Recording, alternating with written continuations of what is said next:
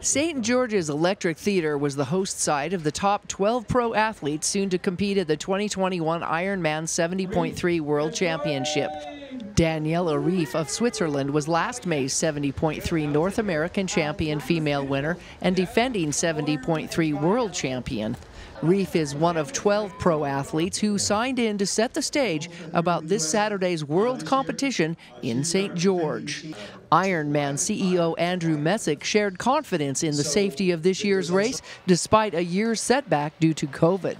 In an environment where it has been uncertain, when we've been able to race and where we've been able to race, here in Utah, they have been really an extraordinary partner, and there's never been a moment when we didn't believe that we would be able to organize this race and organize it safely. Messick also explained the decrease in world competitors this year due to the constraints of COVID. More than half of the athletes who are registered for this event are unable to be here because they can't get into the United States due to various travel restrictions. But for those who are here, they are ready to defend their titles and compete, hoping for great times. In May you went 4:05. Do you think 4:05 could win it on Saturday, or does it need to be faster? It will need to be faster than that, for sure. Gustav Eden of Norway is the defending male champion of the 70.3 World Ironman and the youngest in history to win it. You've been training up in Flagstaff. Have you been practicing running fast downhill? No, not really. It's mostly flat up there in Flagstaff, but hopefully my speed will be good enough to get me to the finish line first.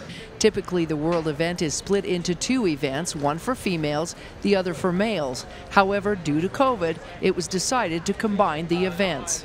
We had to make the difficult decision to condense this race from a two-day race to a one-day race. It is a huge disappointment to all of us that we were forced to do that.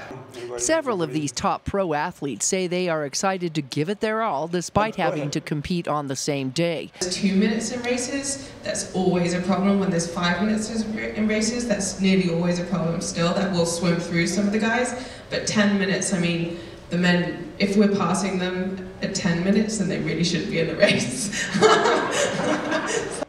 But despite these setbacks, these top professional athletes will rise to it and are excited to be able to compete on this tough and challenging course. Are you suited for a course like this?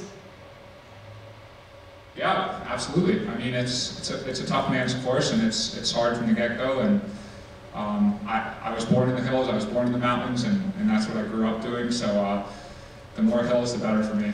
You're not an unknown factor. You're fast. You race hard. How do you think this course is going to play into your abilities? Well, I'm not really entirely sure of the course yet. I just got here yesterday, so I need to kind of figure that out. So I'm not sure. I'm excited to race, and we'll see. And because this is the best in the world, these athletes are willing to make sacrifices to win. You're there to take risks. Like, there's no holding back. You want to see the front of the race, and yeah, if you burn those matches getting there, then I'm willing to do that. And ever since this race was announced, again, to be in the U.S., I've had it circled on my calendar and just looking forward to going out there and racing hard. COVID has also caused setbacks in Kona, Hawaii, which could be delayed indefinitely.